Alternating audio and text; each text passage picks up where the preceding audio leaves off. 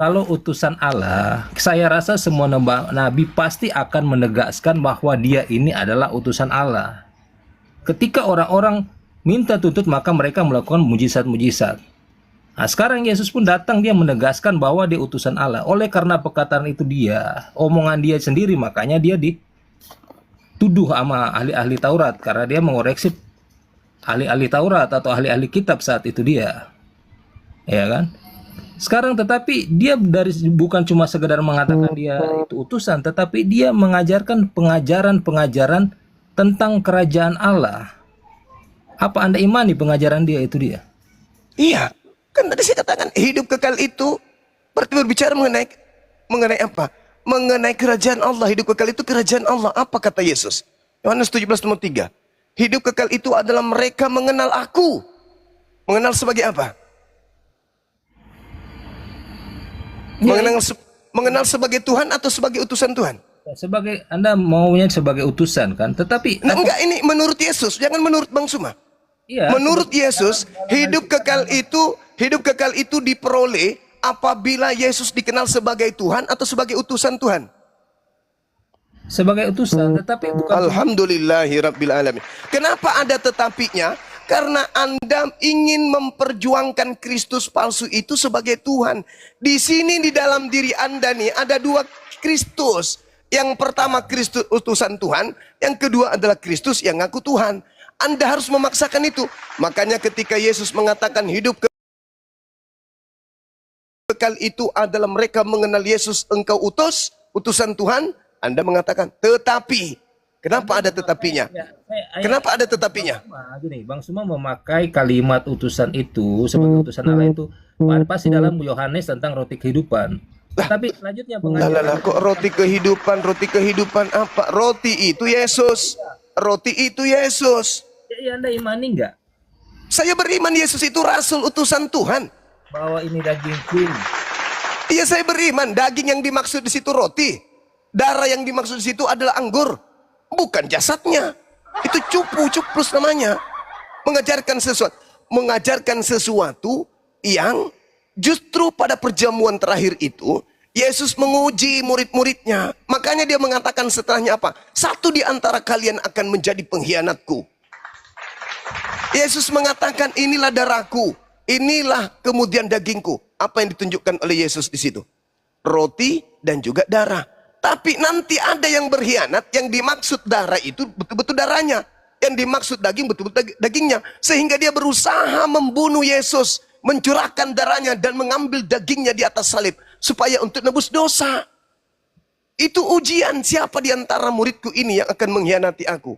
Maka dia mengatakan satu di antaramu, dialah yang akan mengkhianati aku. Siapa yang kemudian di antaranya? Itulah Yudas. Yudas inilah yang menjadikan roti dan juga anggur menjadi daging dan darah beneran. Sedangkan Yesus ditanya, Guru, apa yang harus aku lakukan supaya aku bisa memperoleh hidup yang kekal? Apa kata Yesus? Jangan engkau membunuh. Yesus mengatakan dalam Yohanes 8:37 sampai nomor 44-45. Apa kata Yesus? Orang yang ingin membunuh aku itu adalah setan bapaknya. Mereka adalah anak-anak setan. Iblislah yang menjadi bapakmu. Kenapa? Karena yang bapak asli tidak menginginkan kematian terhadap Yesus. Mana dalilnya? Keluaran 23 nomor 7 dan 8. Jangan kau membunuh Yesus. Karena aku tidak akan pernah membenarkan orang Kristen. Baca dalil itu. Baca dalil itu. Pernyataan Bang Suma ini berlawanan dengan dalil roti itu dia malah. Coba Anda jelaskan kepada saya. Coba. Karena yang saya tahu, Yesus ketika Yesus membawakan roti dan anggur itu dia, ketika khotbahnya itu dia kan menceritakan, dia ngambil perumpamaan ketika bangsa Israel yang dalam masa memasuki tanah perjanjian itu, mereka diberikan mana yang dari surga, dan mana itu nggak pernah busuk. Istilahnya kekal sampai mereka masuk tanah perjanjian. Dan inilah yang dimaksud Yesus sebenarnya. Kalau kita hidup di dalam Dia, kita akan mengenal kebenaran. Kebenaran apa? Yesus Tuhan. Tentang pengajaran Dia, kedamaian. Apa pengajarannya? Mengenal Dia sebagai Tuhan atau utusan Tuhan? Saya nggak sedang membawa Anda memahami Tuhan atau enggak, karena itu akan perdebatan ya. Anda boleh berbicara Ya, dengan harus ingat Bung, ingat, dengarkan saya. Di dalam Yohanes 16, apa kata Yesus? Aku telah mengatakan hal-hal ini kepadamu dalam bahasa kiasan. ya, iya, Tapi- hampir semua pengajaran kan kiasan, semua pengajaran dia. Nah, sekarang ketika Yesus mengatakan inilah roti, inilah daging, yang dimaksud di situ apa? Kehidupan. Yesus menunjukkan anggur dan roti beneran di situ. Ya, ini kan menunjukkan itu kebenaran. Tetapi kan pernyataannya ini nanti kepada penyaliban ujung-ujungnya kan. Tetapi Apa pula penyaliban? Kalau penyaliban ujung-ujungnya berarti Anda membenarkan apa yang menjadi misi setan. Itulah yang dikatakan kemudian di dalam ajaran Yesus di dalam Matius 16. Enyala iblis, enyala iblis, sebab kamu memikirkan apa yang dipikirkan oleh manusia. Kamu tidak memikirkan apa yang dipikirkan oleh Tuhan. Ada enggak Tuhan memikirkan untuk membunuh orang benar agar menyelamatkan orang yang bersalah? Ada enggak? Di mana dalilnya? Sedangkan yang dipikirkan oleh manusia adalah kita ini kan manusia yang penuh dengan dosa. Kita ini kan apapun melihat dosa, mendengar dosa, berjalan dosa, tidur dosa. Jadi kita membutuhkan seorang penebus satu kali saja dalam hidup kita. Kita butuh orang yang sakti, yang mandraguna, yang mengorbankan diri untuk dosa. Itu pikiran siapa tuh? Itu pikiran manusia. Maka itu pikiran setan. Pikiran Tuhan adalah ketika orang-orang fasik berupaya membunuh orang benar, maka aku akan menyelamatkan orang benar. Sebab aku Tuhan tidak akan membiarkan orang benar dibunuh untuk menyelamatkan orang-orang yang berdosa. Itu pikiran Tuhan tuh. Makanya Yesus itu diselamatkan karena Tuhan memang berpikir. Yesus mengatakan, kamu hanya memikirkan apa yang dipikirkan manusia. Yaitu bahwa ketika Yesus pergi pasti dibunuh. Itu pikiran manusia. Tapi pikiran Tuhan punya rancangan lain. Aku akan menyelamatkan dia. Aku akan angkat dia ke langit. Makanya Petrus berkhotbah. Bukankah Daud kuburannya masih ada di tengah-tengah kita? Kisah Para Rasul 2 nomor 29, 30, 31, 33 sampai nomor 40. Bukankah Daud telah bernubuat seorang Mesias akan dibangkitkan? Jasadnya tidak mengalami kematian, kebinasaan. Dia tidak ditinggal di kuburan. Tetapi dia, nomor 33, tetapi dia akan diangkat ke atas oleh tangan kanan Elohim. Itu nubuat. Itulah yang terjadi, coba Anda baca di dalam Lukas 22 nomor 69. Ketika yang disangka Yesus sudah disidang oleh imam kepala mahkamah agama orang Farisi pada saat itu, ditanyai kemudian, apakah engkau adalah Mesias anak Allah? Apa kata oknum yang disangka Yesus? Saat ini juga, sekarang ini juga, Yesus telah duduk di sebelah kanan Bapa yang Maha Kuasa. Sekarang ini juga Yesus sudah duduk di sebelah kanan yang Maha Kuasa. Berarti yang ditangkap ini, yang berbicara ini siapa? Yesus atau bukan?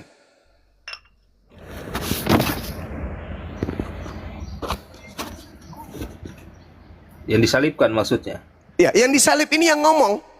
Belum disalib dia, masih disidang. Ditanya, apakah engkau ini adalah anak Elohim? Mesias anak Elohim? Apa jawabnya? Kau yang mengatakan itu. Bukan aku yang mengatakan, kamu. Dan kalaupun aku jawab, kamu tidak akan percaya. Dan kalaupun aku tanya kalian, kalian juga tidak akan menjawab. Sekarang juga, Yesus anak manusia telah duduk di sebelah kanan Bapa yang Maha Kuasa.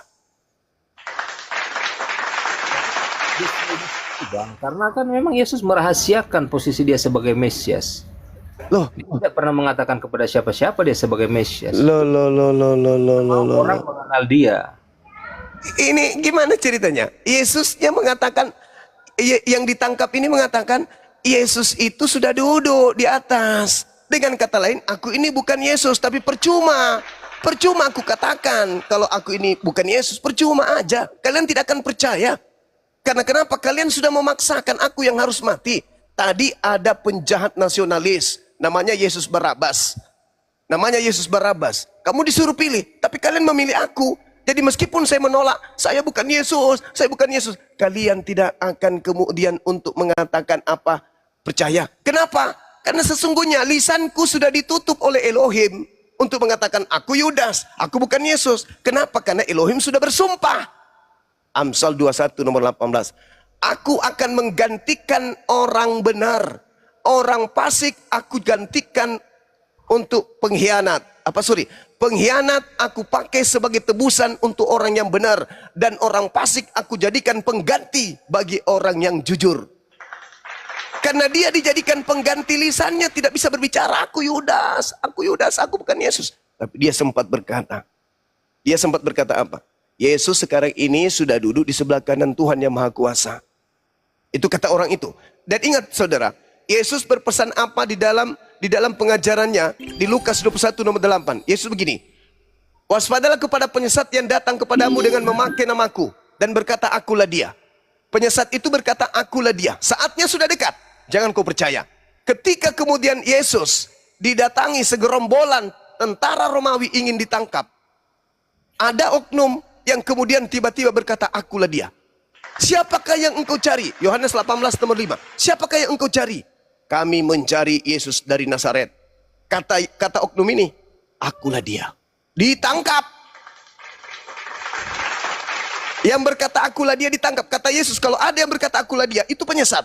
Apa buktinya? Ditangkap, setelah ditangkap, dia disalib, setelah disalib, dia keluar hari ketiga, setelah keluar dari hari ketiga, dia menerima titah dari setan. Kenapa saya katakan dia menerima titah dari setan? Lihat ketika Yesus dicobai. Yesus, kalau engkau Tuhankan aku, maka segala kuasa di dunia, segala kerajaan di atas dunia akan menjadi milikmu. Sebab aku berkuasa memberikan kepada siapapun yang aku kehendaki. Saya ingatkan kepada saudara. Ketika makhluk ini keluar dari kubur, dia berkata, kepadaku telah diberi kuasa. Pergilah. Apa yang terjadi pada saat itu? Apa yang terjadi? Kerajaan Roma, kerajaan terbesar di dunia, dikuasai enggak? Dikuasai enggak kemudian? Dikuasai. Kerajaan Roma menjadi kerajaan Katolik. Kerajaan yang tadinya menyembah kepada Zeus, yang tadinya menyembah kepada Hercules, dikuasainya menyembah kepada Kristus. Ingat ucapan si iblis, jika engkau menyembah aku, maka segala kerajaan di bumi akan aku berikan kepadamu. Ternyata betul. Kerajaan Roma tunduk di bawah Kristus. Itu janji iblis. Yesus terima enggak ketika itu? Tidak. Tapi makhluk yang keluar dari kubur nerima. Kenapa dia terima? Karena memang iblisnya berjanji. Aku akan mencari tempat. Aku akan mencari kesempatan yang baik. Lukas 4 nomor 13. Iblis mundur dari mencoba Yesus dan menunggu waktu yang tepat. Sekarang kalau yang keluar ini dari kubur ini mengaku Pak Bom Bom. Akulah Pak Bom Bom, manusia tanpa anus. Kira-kira orang-orang percaya enggak? Mau ikut enggak? Enggak. Tapi karena dia mengatasnamakan nama Yesus, di mana mereka tahu Yesus membangkitkan orang mati, Yesus membuat orang lumpuh berjalan, air menjadi anggur, badai menjadi tenang, orang buta melihat orang lumpuh. Mereka lihat, orang-orang Roma melihat kesaktian itu. Maka ketika iblis melihat keadaan itu, iblis melihat, oh Yesus ini sangat berpengaruh. Apa buktinya Yesus sangat berpengaruh? Baca di Yohanes 11 nomor 45, 46, 47. Orang-orang Farisi, ahli-ahli Taurat berkumpul, mahkamah agama berkumpul. Apa kata muktamar mereka yang mereka bicarakan pada saat sidang? Hei, saudara-saudara, kalau kita biarkan Yesus, maka orang akan semakin banyak percaya kepada dia. Kalau itu terjadi, maka orang Roma akan datang merampas bangsa kita. Kenapa mereka banyak percaya kepada Yesus? Saya baru-baru melihat adik Maria dibangkitkan dari kematian loh. Orang mati dia bangkitkan, coy. Jadi kalau kita biarkan dia, maka orang-orang akan semakin banyak percaya kepada dia. Setan nonton tuh. Wah, Yesus ini sakti. Kalau nama Yesus saya pakai, orang-orang ini bisa terpedaya semua ikut aku. Maka ketika tragedi penyaliban, wa masalabuhu, bukan mereka yang kemudian yang disalib, Tetapi orang yang diserupakan, pada saat itulah iblis masuk memanfaatkan situasi itu. Ingat sebelumnya Yesus berpesan, hati-hati, akan ada penyesat datang memakai namaku. Nah betul, setannya memakai nama Yesus untuk menyesatkan manusia. Separuh dari penduduk bumi sesat. Diawali dengan tunduknya kerajaan Romawi menjadi kerajaan penyembah Kristus. Yang tadinya bukan penyembah Kristus. Saya paham Bang, saya paham. Tapi Silakan. Bang Suma mau pakai kata akulah dia menurut Bang Suma. Jadi yang diserupakan itu adalah bahwa yang mengatakan akulah dia itu adalah Yudas menurut pemahaman Bang Suma, ya saya nggak salahkan karena itu cara Bang Suma memahami tentang perkataan itu. Tapi jangan lupa sebelum Yesus diselibkan dia memberi peringatan kepada Yudas dan kepada Petrus. Sesudah itu dia juga membasuh kaki murid-muridnya sebagai tanda kerendahan diri. Saat itulah dia mengaku Mesias kepada murid-muridnya, kan? Pernah baca di situ? Ya baca. Dan Jadi- kau jangan sampaikan kepada siapapun kalau akulah Mesias. Jadi konsepnya bagaimana penyaliban itu nggak ada. Kalau dia sudah memperingatkan semuanya dari awal, bahkan Petrus pun diperingatkan kepada sama Yesus bahwa dia akan menyangkal Yesus. Kan ada Ya. itu kan murid-murid ketidakpercayaan kepada Yesus itu pasti ada. Contohnya Yudas yang mengkhianati, Petrus yang menyangkal, Thomas yang tidak percaya, dan itu kenyataan manusia zaman sekarang tentang Yesus. Itu kembali muncul di zaman-zaman ini kan. Makanya saya tanyakan, Anda oke Yesus sebagai Allah atau Tuhan terserah Anda, tetapi pengajarannya adakah Anda pahami? Karena kalau Anda pakai juga selama ini yang saya lihat Bani Israel yang katanya itu hanya khusus Bani Israel. Ada satu pengajaran Yesus tentang perumpamaan seorang yang mengadakan pesta. Yang saat itu dia mengundang orang-orang untuk masuk kerajaannya, tetapi orang yang diundangnya banyak alasannya kan. Akhirnya dia suruh ke orang-orang yang bukan orang-orang yang diundang itu untuk datang ke pesta kerajaannya itu. Di situ udah cukup menjawab bahwa bukan hanya Bani Israel, tetapi semua Oke. yang percaya kepada Ini di titik ini dulu. Yesus ketika datang kepada Bani Israel ditolak sebagai Tuhan atau ditolak sebagai utusan Tuhan? dia ditolak sebagai Tuhan. karena kan perkataan-perkataan ditolak kan. Berarti Yesus mengajarkan dirinya adalah Elohim. Nah, iya, makanya pengajaran Di mana Yesus mengajarkan dirinya Elohim? Alamak. Orang-orang Yahudi menunggu Mesias. Apa Mesias itu? Rasul, utusan Tuhan yang menjadi raja bagi umat Tuhan, menjadi penguasa, menjadi penyelamat, juru keselamatan bagi umat Tuhan. Itu Mesias, bukan Tuhan. Ketika Yesus datang kepada mereka, aku loh yang kalian tunggu-tunggu, sang penyelamat itu, mereka menolak. Hidup kekal itu adalah mereka Yahudi mengenal aku sebagai utusan Tuhan. Ketika kemudian dia ditolak di Bani Israel, ada bangsa yang di luar Israel yang menerima dirinya sebagai Mesias, sebagai Rasul utusan Tuhan untuk Bani Israel. Siapa itu? Dinul Islam. Saudara sedang melakukan suatu kesalahan fatal dengan mengatakan Yesus itu mengajarkan dirinya sebagai Tuhan. Itu cuplis namanya. ya, gini, Bang. Itu tuyul, tukang tahayul. Saya bilang gini, maksudnya begini. Yang dibenci orang Yahudi kan ketika pernyataan-pernyataan Yesus itu yang seolah-olah menyatakan dia seperti Allah. Contohnya mengampuni dosa. Ya Allah ya Karim. Yang sampai dia dilempar kan ada. Ya Allah ya Karim. Orang Yahudi tamat. Kalau pengampunan dosa itu tamat. Orang Yahudi tai sapi pun bagi mereka bisa menebus dosa. La haula wala. Bukan alasan. Itu yang terjadi. Alasan-alasan itu diungkapkan oleh mereka supaya kesaksian palsu itu dijadikan sebagai dasar pijakan melakukan pembunuhan kepada Yesus. Endingnya mereka takut bangsa mereka dirampas penjajah, maka Yesus harus dibunuh. Mereka semua sepakat membunuh Yesus karena mereka nggak mau bangsa mereka dirampas oleh penjajah Romawi. Baca Yohanes 11, 45 sampai 57. Tidak ada karena Yesus itu Tuhan, nggak ada. Yesus mengajarkan hidup kekal itu mengenal dirinya utusan. Kalian sebagai pengikut Kristus yang keluar dari kuburlah yang memaksakan Yesus asli Tuhan. Tidak mengajarkan bahwa Tuhan, tetapi dia mengajarkan perkataan-perkataannya itu dianggap orang Yahudi seolah-olah menyamakan diri dia dengan Tuhan. Itu tuduhan palsu. Anda baca di dalam Matius 27 nomor 18, Pilatus mengatakan apa? Mereka menyerahkan Yesus karena dengki.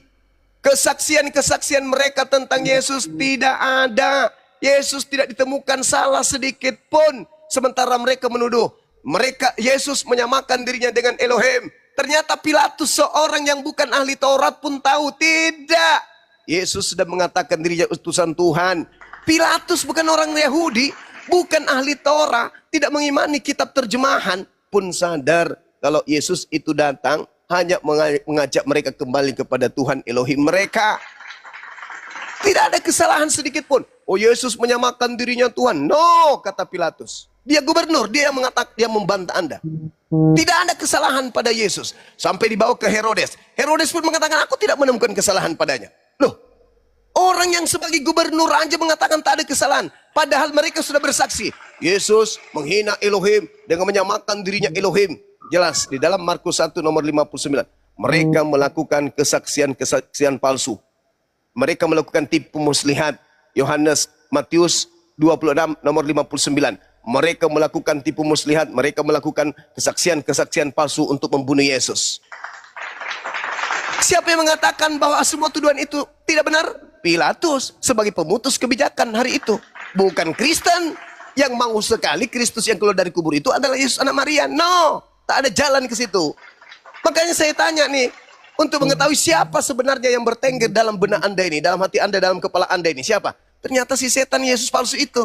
Saya tanya, Yesus ketika datang ke tengah Bani Israel, Yesus ingin dikenal sebagai Tuhan atau utusan Elohim? Anda jawab apa? Sebagai Tuhan. Yang mengantarkan Anda dan membisikkan Anda mengatakan itu siapa? Yesus kagak. Pasti si palsu yang lagi ada di dalam diri Anda. Kalau saya lihat tuduhan yang diberikan orang Yahudi kepada Yesus itu kan bahwa dia membahayakan pemerintahan Romawi. Yes. Datang dia sebagai Tuhan kan? Enggak. Dasar Makanya baca dulu. Nih dasar awal kita suka karena dia menyamakan diri sebagai Allah. Tetapi tidak. Yesus membantah. Yohanes 10 yang Anda maksud itu kan nomor 30. Yesus membantah di nomor 34-nya. Hey cuplis, kata dia. Hey Yahudi, ahli kitab, dongo, tolol, bahlul. Bukankah di dalam kitab Tauratmu dikatakan, siapapun yang diserahi tugas menyampaikan firman, maka dia disebut Elohim. Dia disebut Allah. Dan apa yang dituliskan oleh Taurat itu tidak bisa dibatalkan. Jadi kenapa engkau mengatakan aku menghujat, sedangkan aku adalah orang yang diperintahkan untuk berfirman sesuai dengan firman yang datang kepadaku.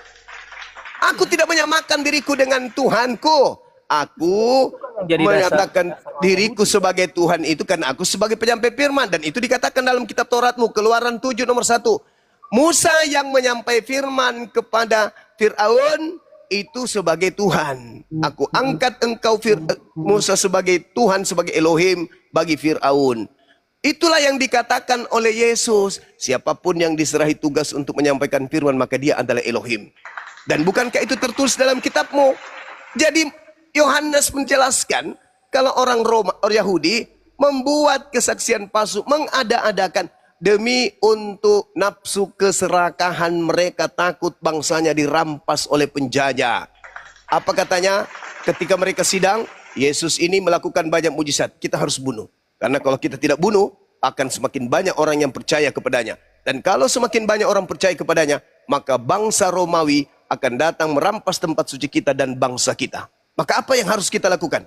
Kata Mahkamah Agama, kata Imam Kayapas begini. Kamu tidak mengerti dan kamu tidak insaf.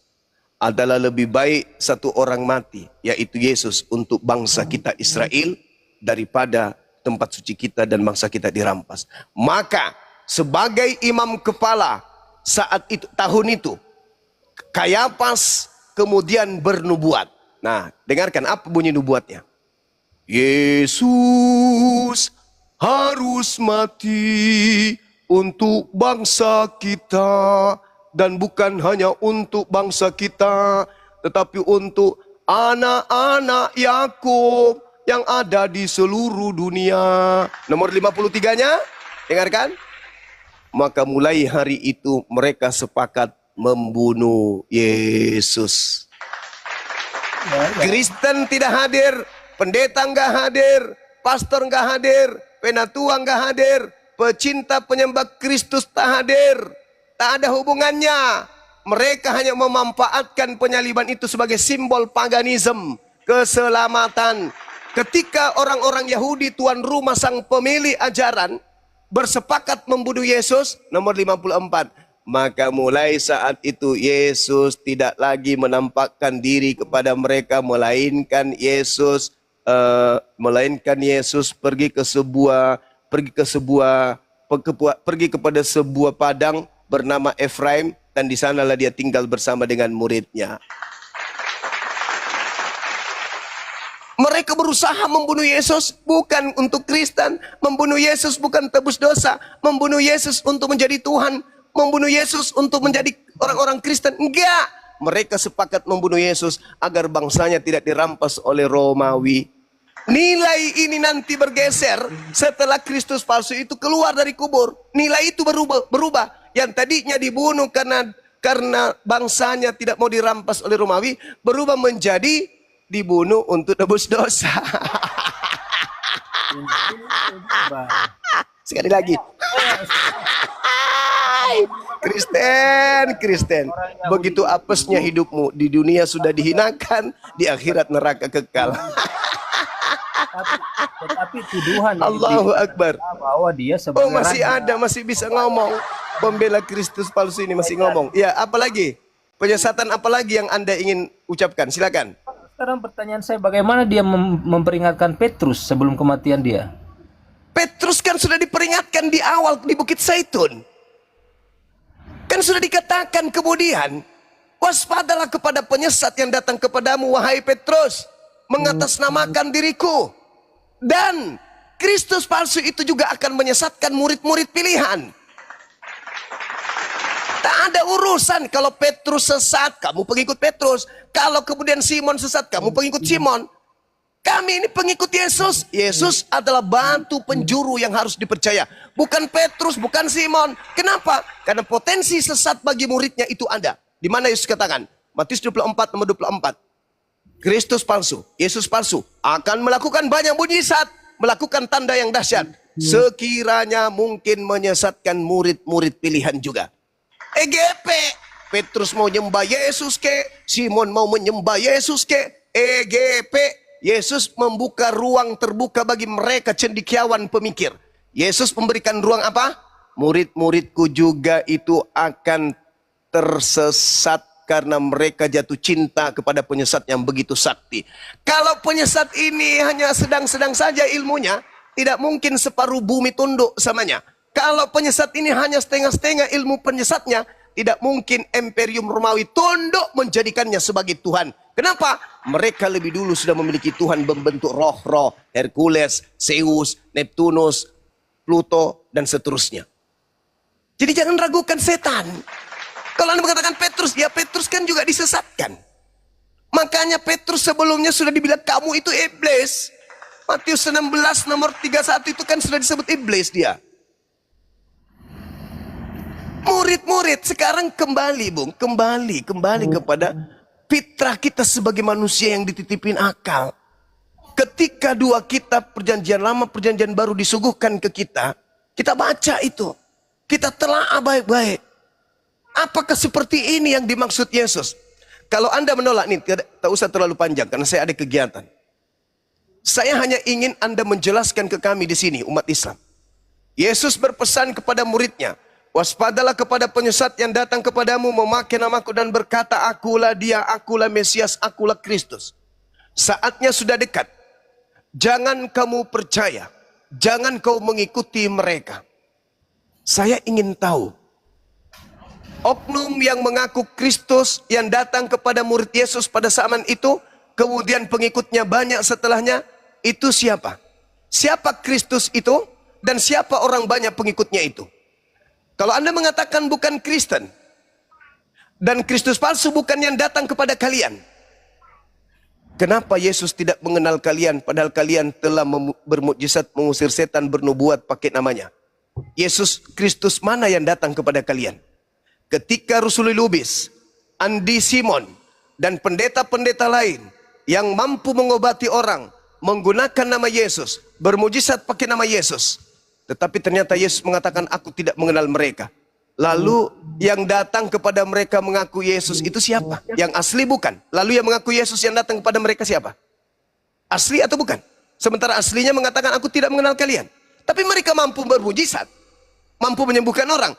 Berarti ada makhluk gaib yang menggunakan nama Yesus tapi bukan Yesus. Kalau Anda tetap aja ngotot itu bukan Kristen, oke, tolong buat otak kami lumpuh supaya kami bisa percaya itu. Karena Anda tidak akan pernah sanggup menunjukkan ada komunitas di luar Kristen pengikut Kristus. Islam pengikut Nabi Muhammad, Hindu pengikut Krishna, Buddha pengikut Siddhartha Gautama, ateis pengikut Aristoteles. Sekarang Kristen satu-satunya kandidat kumpulan orang-orang pengikut Kristus yang penyesat. Kalau lagi-lagi Anda ngotot bukan kami, oke, biarkan kami kemudian bertanya. Tunjukkan kepada kami saudaramu ini pengikut Kristus palsu itu yang mana? Yang banyak kata Yesus, dia akan menyesatkan banyak orang. Dia memakai namaku. Di mana-mana dia memakai namaku. Dia kebaktian pakai namaku. Hari Minggu pakai namaku. Kemanapun pakai namaku. Kalau itu bukan Kristen, oke? Tapi tolong tunjukkan siapa itu. Silakan. Konteks pengajaran Yesus adalah general. Dia tidak, bahkan dalam pengajarannya, dia tidak mengatakan Kristen. Itu general. Tapi penyesat itu datang dengan memakai nama siapa? Ya, penyesat datang dengan memakai nama Yesus. Nah, itu yang saya cari. Siapa di atas muka bumi ini yang datang memakai nama Kristus? Jangan lupa juga, Mas, bahwa Yesus juga memberi peringatan bahwa ada gandum dan lalang yang akan tumbuh bersama. Ada gandum dan lalang tumbuh bersama. Itulah yang dimaksud. Yang mana gandum, Bani Israel, yang mana ilalang, Kristen. Itu yang dimaksud. Islam tidak ada di situ. Hindu nggak ada, Buddha tidak ada. Kami ini penonton. Siapa di antara Kristen dan Yahudi ini yang gandum? Siapa yang ilalang? Tidak mungkin kalian yang gandum, gak mungkin. Dan tidak mungkin kemudian Yahudi ilalang, gak mungkin. Kalian tidak mungkin gandum, gak mungkin. Kenapa? Yesus berkata, sabar. Yesus berkata, aku diutus hanya kepada domba yang sesat dari umat Israel. 1. Yesus mengajar Torah. 2. Yesus mengajarkan Bani Israel. 3. Yesus sendiri hidup, bergaul, mati, meninggalkan dunia bersama dengan Israel. Kalian siapa? Ilalang, gandum. Kalian gandumnya. Sedangkan orang yang datang pada zaman Yesus, orang Kanaan, wanita Kanaan, minta ngemis-ngemis kepada Yesus untuk menyembuhkan anaknya. Jangan mengaku sebagai dombanya, menyembuhkan anaknya doang. Apa kata Yesus? Tidak pantas roti yang disiapkan untuk gandum diberikan kepada ilalang, diberikan kepada anjing. Apa kata wanita itu? Betul, Yesus. Tapi bukankah asu makan sampah yang jatuh dari meja tuannya? Apa kata Yesus? Hei ibu, maksudnya apa? Hei anjing, besar imanmu. Ternyata kau mengaminkan, kau sadar diri, kau percaya diri, dan kau maklum, engkau anjing, kami Yahudi adalah domba. Jadilah seperti apa yang engkau inginkan. Apa yang diinginkan? Anaknya sembuh. Jadi enggak domba. Berubah enggak domba si anjing? Enggak. Tetap aja dia guguk sampai hari ini. Jadi kalau Anda mengatakan ada gandum, ada ilalang, itu sama halnya ada domba, ada serigala. Bagaimana cara mendeteksinya? Domba hanya makan rumput. Domba tidak makan babi. Yang makan babi adalah serigala. Siapa yang makan babi? Ayat yang abang bilang tadi kan sudah cukup bahwa. Enggak, pertanyaan saya, siapa yang makan babi? Domba atau serigala? Ya, yang makan babi taruhlah serigala. Ya serigala. Berarti Kristen ini adalah? Iya, Domba. Bagaimana Anda memahami? Saya Anda memahami itu dia. Tetapi Oh, tidak bisa, Bung. Saya berdasarkan data, saudaraku. Waspadalah kepada penyesat yang datang kepadamu memakai namaku. Satu-satunya kelompok di luar Yahudi yang datang memakai nama Yesus hanya Kristen. sekarang gini, Bang. Sekarang gini. Dan materi-materi seperti ini tidak mungkin diungkap oleh pendeta. Kalau diungkap kosong dompet. Maka yang mengungkapnya harus dari yang memiliki roh kebenaran agar kebenaran itu ditorehkan. Siapa yang mau beriman silakan, yang mau tetap kufur silakan. La ikraha fiddin, silakan. Abang kan tadi memakai perumpamaan sama seorang Kanaan yang justru orang di luar Yahudi. Tetapi Yesus bilang karena imanmu, Imannya apa? Imannya iman dia percaya kepada Yesus. bahwa Yesus adalah roti untuk Bahwa dia percaya Yesus dapat menyembuhkan dia. iya, dia percaya bahwa Yesus itu adalah roti untuk Jadi kan? roti untuk Roti untuk dunia. mulai ngaco. Ular tua mana yang ada di dalam dirimu, kawanku, saudaraku? Sadarlah. Sot. Matius 15 tidak ada dunia di situ. Dia mengatakan disediakan untuk Bani Israel. Tengoklah saudara-saudaraku, lihatlah saudara-saudaraku, kebenaran itu sudah nyata. Yohanes 6. Anak-anakku di bawah, anak-anakku muslim. Anak-anakku muslim, lihatlah saudara kita ini. Anak-anakku muslim, lihatlah. Kenapa saudara? Yohanes 6 kan jelas bahwa siapa Yohanes yang 6 nomor 10. itu kan memperoleh kehidupan. Yohanes 10 nomor 16 atau apa yang Anda maksud ini? Yohanes 6. Barang siapa yang makan roti, roti disediakan untuk siapa? Di sini tidak dikatakan kepada siapa-siapa. Tidak layak roti yang disediakan untuk anak-anak Israel diberikan kepada anjing. Dalilnya begitu, saudara. Perwira Kapernaum. Lah, saudaraku, itu yang kamu ceritakan itu orang yang ditangkap. Ini Yesus belum ditangkap. Belum ada si palsu di situ. Masih yang asli sedang mengajarkan Injilnya. Si palsu belum berkarya. Beda setelah si palsu berkarya, yang asli sudah tak ada. Dia sudah diangkat ke langit. Mazmur 91, dia sudah diangkat ke langit. Oke, setelah Yesus bangkit, Lukas 22:69, Yesus asli sudah di langit. setelah Yesus bangkit apa dia mengadakan mujizat lagi? Yes, setelah oh iya, buahnya termasuk datang kepada Paulus. Akulah Yesus yang kau aniaya. Masuk di Pulau Patmos. Akulah Yesus, sang bintang timur, kilang gemilang. Justru itu Bang, saya mau kasih Itu. bahwa kenyataan Nah, inilah yang dikatakan sahabat. Inilah yang dikatakan Yesus. Kristus palsu, Yesus palsu akan banyak melakukan tanda mukjizat dan juga kekuatan-kekuatan yang dahsyat. karena Supaya dia apa? roh kebenaran. Supaya dia menyesatkan banyak orang. Hah? Dia mengatakan dia akan Apa? dia menyajikan roh kebenaran. Yesus mengajarkan tentang roh kebenaran itu harus relevan dengan kebenaran yang Yesus ajarkan. Sekarang begini aja deh. Gini aja saudaraku, gini. Ini kesimpulan. Saya mau pamit. Yesus ketika datang di tengah-tengah Bani Israel, kedudukan hukum Torah itu menghantarkan manusia ke dalam surga tertinggi. Matius 5 nomor 19. Sekarang Matius 19 nomor 16, 17, 18. Jelas, hidup kekal diperoleh dengan taat kepada perintah-perintah Tuhan. Roh apa yang merasuki Paulus dengan berkata, hukum Taurat itu sampah? Sebenarnya gini, kita nggak usah bahas Paulus karena kan Anda nggak Oke.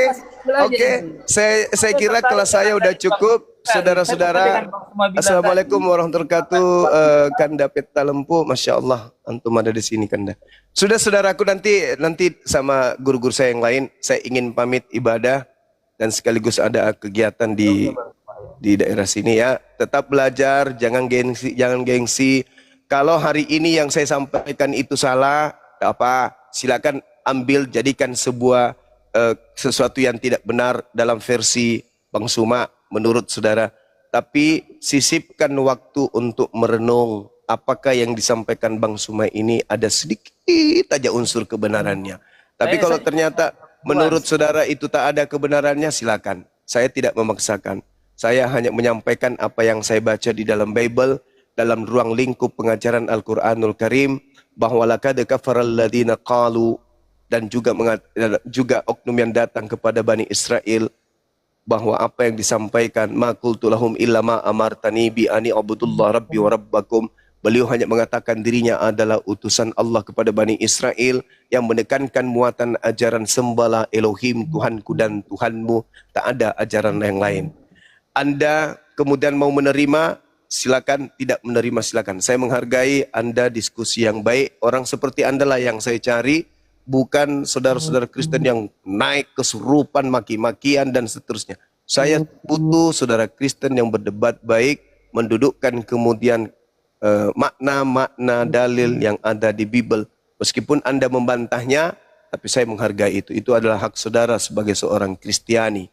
Tak ada upaya saya untuk kemudian memaksakan. Begitupun saudara tentu juga tidak memaksakan saya untuk percaya kepada apa yang Anda sampaikan, tapi minimal Anda sudah menguraikan isi iman saudara kepada saya. Saya hargai itu. Saya hanya Silakan. Iya saudara. Silakan Anda lanjutkan. Baik. Silakan saudara lanjutkan dengan guru-guru saya yang ada di sini, berdialog dengan baik. Semoga kita semua bisa mencerdaskan anak bangsa. Demikian saudara-saudaraku semuanya. Sementara saya undur diri dulu, tetap saya stay di sini, tapi saya undur diri karena ada kegiatan. Subhanakallah wa bihamdi, asyhadu an la ilaha illa anta astaghfiruka wa atubu ilaih. Salam tauhid, salam satu Tuhan. Jayalah Islam kita, jayalah Indonesia kita. Assalamualaikum warahmatullahi wabarakatuh.